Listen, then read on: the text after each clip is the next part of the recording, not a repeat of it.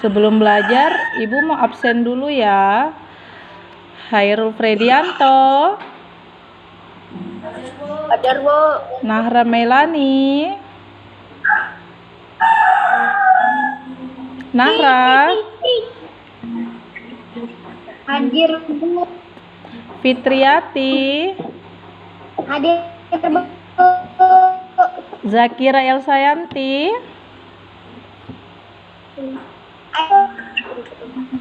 Rido,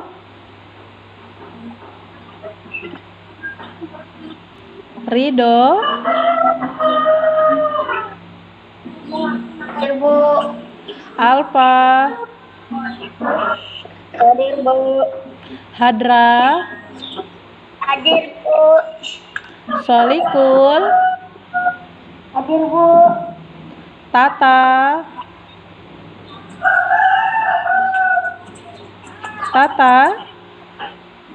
Hadir, Firsya, hadir, Fuad, hadir, Bu.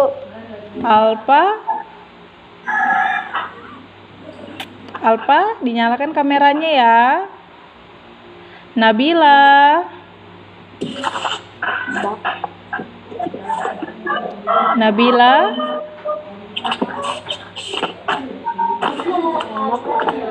Marsha, Hadir, Bu.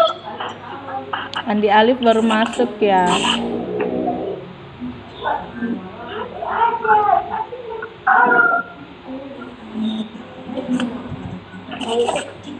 Nah, tadi kita sudah absen. Sekarang sebelum kita belajar, kita berdoa dulu ya. Ibu mau kemarin Hairul sudah, Ridho sudah, Solikul sudah. Ibu mau hari ini Alpa yang pimpin doanya.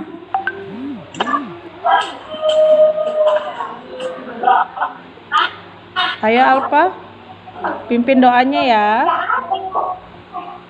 Teman-teman, sebelum kita belajar, mari kita berdoa. Berdoa dimulai.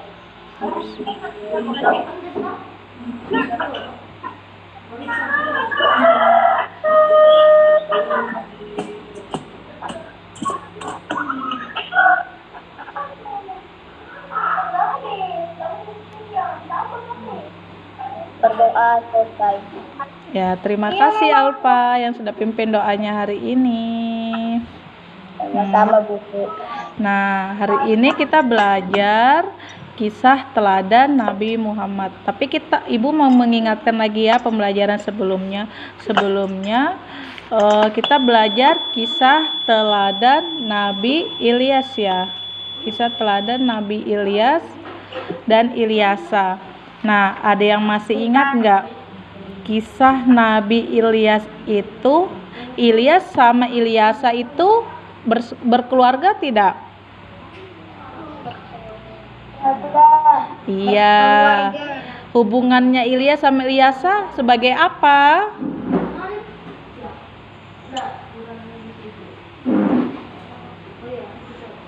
Nah, kalau Ilyas adalah pamannya Nabi Ilyasa. Jadi Nabi Ilyasa adalah keponakannya Nabi Ilyas. Nah, pada waktu itu kan Nabi Ilyas dan Ilyasa itu dia berdakwah untuk menyuruh Bani Israel untuk menyembah Allah. Kira-kira Bani Israel itu nurut nggak apa katanya Nabi Ilyas dan Nabi Ilyasa? Ya tidak ya, mereka tetap menyembah berhala. Nah, waktu itu Bani Israel itu mengancam ingin membunuh Nabi Ilyas dan Nabi Ilyasa. Akhirnya Nabi Ilyas dan Ilyasa itu bersembunyi, dia kabur karena dia mau dibunuh. Jadi Allah menyuruh dia bersembunyi kemana Nabi Ilyas dan Ilyasa itu? Goa. Ke dalam goa. Iya, ke dalam goa. Berapa tahun dia bersembunyi? 10 tahun. Iya. Nah, setelah itu Bani Israel itu mendapatkan musibah ya dari Allah. Musibahnya itu apa? musibah yang ya kekeringan, ya tidak mendapatkan hujan berapa tahun? 3 tahun. Iya benar sekali, 3 tahun. Ya Nabila sudah hadir ya. Ya, nah hari ini kita belajar ke kisah Nabi Muhammad SAW. Sebelum itu Ibu akan memutarkan lagunya dulu ya.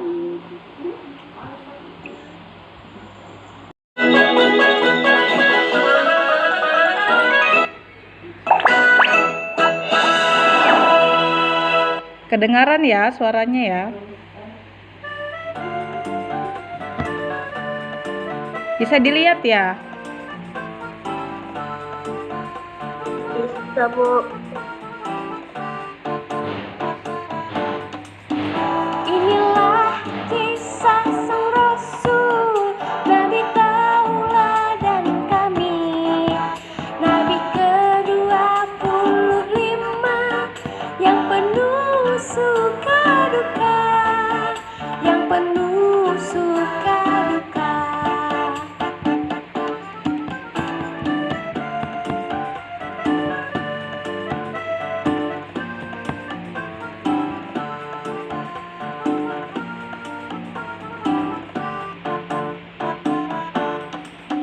Abdullah nama ayahnya, Aminah ibundanya, Abdul Muthalib kakeknya, Abu Thalib pamannya, Khadijah istri setia, Fatimah putri tercinta, semua bernazab mulia dari Quraisy ternama. Inilah kisah sang Rasul yang penuh suka. Ya, hari ini kita belajar kisah teladan Nabi Muhammad SAW. Ini adalah pelajaran terakhir di pelajaran 5. Nih, Nabi Muhammad SAW lahir di kota Mekah Al-Mukarramah pada hari Senin tanggal 12 Rabiul Awal tahun Gajah, atau biasa disebut tanggal 20 April tahun 571 Masehi. Nah, ternyata waktu Nabi Muhammad lahir itu bertepatan dengan tahun Gajah, atau ada peperangan antara tentara gajah yang dipimpin oleh Raja Abraha. Nah, dan Nabi Muhammad SAW itu lahir dalam keadaan yatim. Nah, Abdullah ayahnya telah lebih dahulu meninggal. Sedangkan Nabi Muhammad waktu itu masih dalam kandungan ibunya, kira-kira berusia 20 tahun. Jadi Nabi Muhammad itu dia tidak bertemu ayahnya ya, karena Nabi Muhammad belum lahir tetapi ayahnya sudah wafat. Nih ya, nama ayahnya adalah Abdullah bin Abdul Muthalib. Wafat saat Nabi Muhammad SAW berusia 2 bulan ketika berada di dalam kandungan. Nah, waktu Abdullah itu meninggal, ayahnya tidak meninggalkan harta yang banyak, tetapi beliau hanya meninggalkan beberapa ekor unta saja yang akan diwarisi untuk putranya. Jadinya itu nanti kalau misalnya Nabi Muhammad sudah lahir seperti itu, jadinya itu masih ada peninggalan dari almarhum bapaknya, yaitu adalah beberapa ekor unta yang akan dipeliharanya nanti. Nah, nama ibunya Nabi Muhammad SAW ialah Siti Aminah binti Wahab di kalangan suku Quraisy yang mulia ya. Nah, Ibu Muhammad bernama Aminah binti Wahab dari kalangan suku Quraisy yang terpandang mulia pada saat itu. Nabi Muhammad pada masa bayi itu ternyata dia diasuh oleh Halimatus Sa'diyah. Jadi yang menyusui Nabi Muhammad adalah Halimatus Sa'diyah, bukan ibunya yang bernama Aminah. Jadi waktu bayi Nabi Muhammad itu diasuh oleh Halimatus Sa'diyah. Nah, saat diasuh oleh Halimatus Sa'diyah terjadi peristiwa pembelahan dada oleh malaikat Jibril, yaitu dia dibelah dadanya Nabi Muhammad dan dibersihkan hatinya oleh malaikat Jibril. Waktu itu Nabi Muhammad masih kecil dan tidak ada yang melihat hanya Nabi Muhammad SAW. Nah, pada usia 2 tahun dia dikembalikan lagi oleh ibunya yang bernama Siti Aminah. Pada usia 6 tahun ternyata ibunya wafat pada saat perjalanan pulang ziarah dari makam ayahnya yang bernama Kota Abwa. Jadi waktu itu kan perjalanannya itu jauh sekali, mungkin ibunya itu kelelahan, jadinya ibunya itu meninggal di saat perjalanan pulang ziarah dari makam ayahnya Nabi Muhammad SAW. Setelah ibunya meninggal, dia diasuh oleh kakeknya yang bernama Abdul Muthalib. Nah, dia diasuh oleh kakeknya bernama Abdul Muthalib. Pada usia 8 tahun kakeknya meninggal dunia. Jadinya itu Nabi Muhammad diasuh oleh kakeknya Abdul Muthalib selama 2 tahun saja. Nah, ibu mau tanya ini, nama ayahnya Nabi Muhammad siapa? Abdullah. Iya, Abdullah. Nama ibunya siapa? Siti Aminah. Iya, Aminah. Nah, pada usia berapa Nabi Muhammad ditinggal oleh ibunya? Pada usia 6 tahun. Nah, waktu itu ayahnya Nabi Muhammad kan meninggal. Nabi Muhammad itu belum lahir. Pada usia berapa kandungannya Nabi Muhammad? Iya, 2 bulan. Benar sekali. Kita lanjut. Nah, setelah kakeknya Nabi Muhammad itu meninggal, beliau diasuh oleh pamannya bernama Abu Thalib. Pada masa kanak-kanak ternyata Nabi Muhammad itu rajin. Dia menggembala kambing bersama dengan pamannya. Pada usia muda, Nabi Muhammad SAW terkenal tabah, sabar, bertanggung jawab, pekerja keras, dan sangat jujur. Sehingga beliau digelari dengan gelar Al-Amin. Al-Amin artinya terpercaya. Nah, pekerjaan yang digelutinya saat itu adalah berdagang. Ternyata waktu dia remaja itu Nabi Muhammad itu berdagang. Dia berdagang ke negeri Syam, ya. Karena kejujuran, dia membawa barang-barang ke saudagar kaya. Nah, saudagar kaya itu termasuk Khadijah. Karena kejujurannya ternyata Khadijah yang saudagar kaya itu, yang pembeli itu, dia jatuh cinta kepadanya karena Nabi Muhammad itu jujur sekali dalam di saat dia berdagang. Dia itu jujur. Akhirnya Khadijah yang saudagar kaya itu jatuh cinta kepada Nabi Muhammad SAW. Nah, ibu mau tanya lagi. Waktu itu setelah kakeknya Nabi Muhammad meninggal, Nabi Muhammad dipelihara oleh siapa? Abu Thalib itu siapanya? Pamannya. Iya, pamannya. Benar sekali. Nah, waktu dia masih kanak-kanak, Nabi Muhammad melakukan apa bersama pamannya? Iya, menggembala kambing. Nah, setelah dia remaja, dia ngapain itu? Iya, berjualan atau berdagang. Dia berdagang kemana? Ke negeri Syam. Benar sekali. Nah, karena Khadijah jatuh cinta kepada Nabi Muhammad, akhirnya mereka menikah. Khadijah menjadi istri Nabi Muhammad. Nabi Muhammad waktu itu umur 25 tahun, tetapi istrinya itu sekitar umur 40 tahun ya.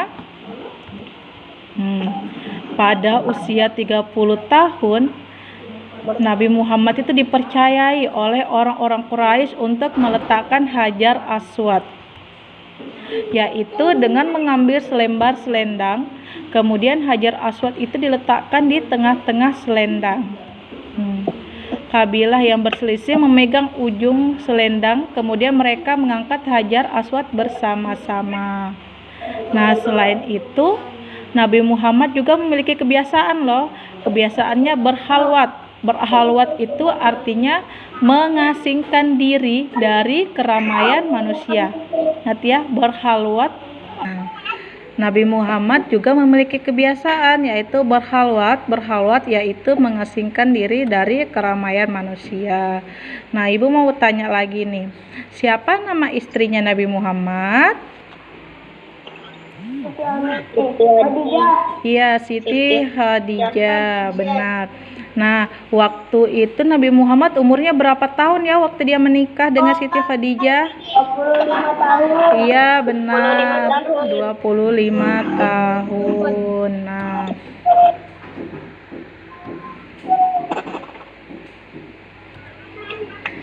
Nah, Nabi Muhammad itu dia merenung dan mendekatkan diri kepada Allah Subhanahu wa Ta'ala.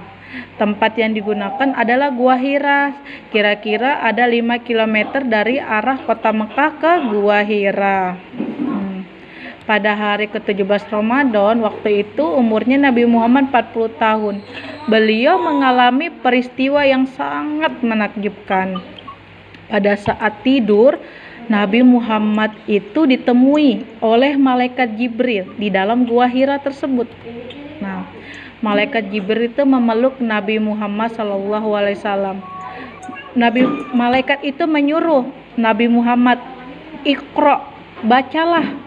Tetapi Nabi Muhammad tidak bisa bicara. Dia ketakutan karena dikira dia itu mau meninggal, mau dicabut nyawanya oleh malaikat karena malaikat datang. Tetapi malaikat memeluknya Nabi Muhammad. Habis itu dilepas.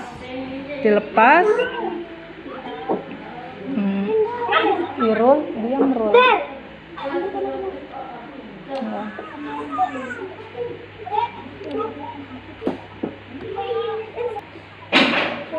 Ya, setelah itu malaikat menyuruh lagi Nabi Muhammad, "Iqra, bacalah," katanya seperti itu.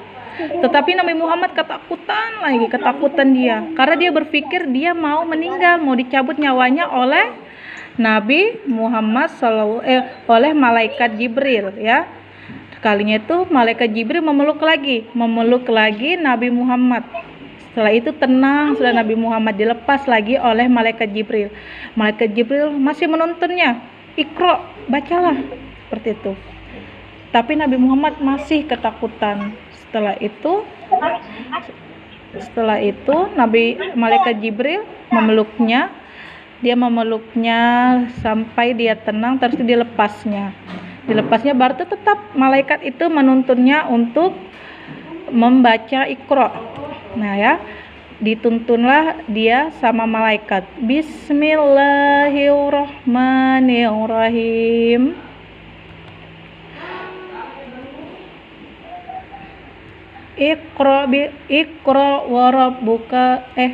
Iqra bismi rabbikal ladzi khalaq. Khalaqal insana min 'alaq. Iqra wa rabbukal akram. Alladzi 'allama bil qalam. 'Allamal insana ma lam ya'lam. Nah, itu yang disuruh malaikat untuk membacanya. Yang artinya, bacalah dengan menyebut nama Tuhanmu yang menciptakan. Dia telah menciptakan manusia dari segumpal darah. Bacalah, dan Tuhanmu lah yang maha pemurah lagi mulia, yang mengajar manusia dengan perantara kalam, yaitu pena. Dia mengajarkan manusia apa yang tidak diketahuinya. Akhirnya Nabi Muhammad SAW bisa loh mengucapkannya dengan hafal, seolah-olah itu di dalam hatinya sudah tertulis surah itu. Surah tersebut adalah surah Al-Alaq ayat 1-5. Ternyata surah Al-Alaq itu adalah wahyu pertama yang diturunkan Allah kepada malaikat Jibril terus disampaikan kepada Nabi Muhammad Shallallahu Alaihi Wasallam. Nah, ibu mau tanya ini, Nabi Muhammad dia mengasingkan diri kemana? Mengasingkan diri kemana? Ke gua Hira. Nah, setelah itu di dalam gua Hira itu Nabi Muhammad bertemu dengan siapa? Malaikat Jibril. Iya, beliau bertemu dengan malaikat Jibril ya. Malaikat Jibril menyuruh Nabi Muhammad untuk membaca surah Al-Alaq ayat 1 sampai 5. Surah Al-Alaq itu adalah wahyu yang pertama diturunkan oleh Allah kepada malaikat Jibril, dan malaikat Jibril menyampaikan kepada Nabi Muhammad, dan itu adalah surah pertama kali turun ya, yaitu surah Al-Alaq. Nah, dan ternyata Nabi Muhammad adalah nabi dan rasul terakhir. Nah, setelah itu dalam menyiarkan agama Allah, Nabi Muhammad tidak pernah takut sekalipun berhadapan dengan berbagai rintangan. Setelah dia dapat wahyu, dia menjadi nabi dan rasul. Setelah itu Nabi Muhammad itu berdakwah kepada Bani Israel tersebut. Nah, dalam menyiarkan agama Allah, Nabi Muhammad tidak pernah takut sekalipun berhadapan dengan berbagai rintangan. Dakwahnya sering dihadang, bahkan diancam akan dibunuh, termasuk pamannya. Abu Jahal adalah orang yang paling membencinya. Padahal itu Abu Jahal itu pamannya Nabi Muhammad tahu. Suatu ketika Nabi Muhammad sedang beribadah, lantas Abu Jahal dan komplotannya datang dengan sengaja mengotorinya dengan najis. Namun Nabi Muhammad hanya berdoa kepada Allah. Dia berdoa kepada Allah, "Ya Allah, ya Tuhan, kepada Engkau aku menyerahkan kaum Quraisy." Doa ini dibaca berulang-ulang kepada Nabi Muhammad kepada Allah. Nabi Muhammad selain terkenal jujur dan pemaaf, juga ternyata Nabi Muhammad itu peduli dan mencintai anak yatim. Nabi pernah bersabda, "Barang siapa yang merawat dan mengasuh anak yatim dengan sebaik-baiknya, kelak mereka akan masuk surga." Jadinya itu kita harus mengasihi anak yatim, karena itu Nabi Muhammad pernah merasakan dia tidak mempunyai seorang bapak. Dia hanya mempunyai seorang ibu waktu itu. Makanya kita itu harus menyayangi anak yatim. Pasti dia itu kurang kasih sayang dari orang tuanya. Kelak mereka akan masuk surga dan tempatnya berdekatan dengan Nabi. Nah, kalau kita mempunyai teman yang tidak punya bapak, tidak punya ibu, kita nggak boleh memusuhinya. Kita jangan mengolok-oloknya. Hal ini diisyaratkan Nabi dengan jari telunjuk dengan jari tengahnya yang berdekatan dan tidak terhalang apapun. Nah, itu janjinya Allah. Jika kita baik kepada anak yatim piatu, maka kita akan masuk surga dan berdekatan dengan Nabi Muhammad. Seperti jari telunjuk sama jari tengah ini, mereka berdekatan. Seperti itu juga janjinya Allah kepada umatnya. Nah, begitulah cinta Nabi Muhammad Shallallahu Alaihi Wasallam kepada umatnya, terutama kepada anak yatim. Nah, dan Nabi Muhammad juga dia bukan digelari Al-Amin saja, tetapi Nabi Muhammad juga digelari dengan Khatimul Anbiya. Khatimul Anbiya adalah penutup para nabi dan rasul. Nah, itulah tadi kisah Nabi Muhammad Shallallahu Alaihi Wasallam. Dan ini adalah keteladanan yang kita akan terapkan sehari-hari, yaitu bersikap jujur dan harus kita sayang kepada siapapun. Walaupun kita berbeda agama, kita tetap sayang kepada siapapun. Baru itu kita harus nantiasa membaca Al-Quran, karena Al-Quran itu diturunkan kepada Nabi Muhammad. Allah menurunkan kepada Nabi Muhammad. Al-Quran itu adalah kitabnya umat muslim. Nah, baru tuh Nabi Muhammad juga kita harus yakin bahwa Nabi Muhammad itu nabi dan rasul terakhir. Kalau misalnya ada yang mengaku-ngaku ada nabi lain, jangan dipercaya. Itu mereka bukan nabi yang sebenarnya. Jadi nabi yang sebenarnya, nabi yang terakhir yang turun itu adalah Nabi Muhammad Shallallahu Alaihi Wasallam. Nah, ibu mau bertanya lagi nih sama anak-anak.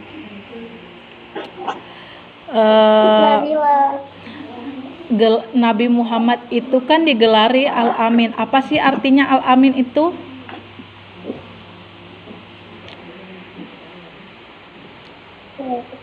Al-Amin apa artinya? Al-Amin artinya adalah jujur ya. Nah, tadi juga itu waktu terakhir ada kata Khatamul Anbiya. Apa itu Khatamul Anbiya? Gak jadi. Khatamul Anbiya adalah nabi dan rasul yang terakhir. Ingat ya, Al-Amin adalah jujur. Kalau Khatamul Anbiya artinya adalah nabi dan rasul terakhir. Nah, waktu itu Nabi Muhammad diangkat menjadi rasul pada usia berapa? 40. Iya, pada usia 40 tahun. Nah, setelah dia diangkat, mereka berdakwah ya kepada Bani Israel. Ternyata masih ada pada Nabi Muhammad. Siapa yang jahat kepada Nabi Muhammad? Yaitu pamannya yang bernama Abu Jahal. Bahkan Nabi Muhammad itu dihina, bahkan diancam ingin dibunuh oleh Abu Jahal. Konsentrasi dimulai, kepala digaruk, benar. Konsentrasi dimulai, jari jempolnya ibu dinamakan apa? Kita. Iya. Konsentrasi dimulai, kelapa benar. Konsentrasi dimulai, jari tengahnya ibu dinamakan apa? Kapuk. Konsentrasi dimulai, kelapa iya, benar. Konsentrasi dimulai, jari telunjuknya ibu disebut apa? Kapat. Iya. Alhamdulillah hari ini selesai ya kita belajar kisah teladan Nabi Muhammad Shallallahu Alaihi Wasallam. Terima kasih anak-anak yang sudah menemani Ibu Tina selama 4 kali pertemuan. Yang pertama kisah Nabi Daud, yang kedua kisah Nabi Sulaiman, yang ketiga kisah Nabi Ilyas dan Ilyasa, dan yang terakhir adalah kisah Nabi Muhammad Shallallahu Alaihi Wasallam. Terima kasih ya. Nanti kalau di jalan ketemu Ibu Tina disapa ya. Kalau misalnya Ibu Tina lupa sama anak-anak namanya ya, karena banyak sekali ya. Jangan sungkan-sungkan negur Ibu Tina ya.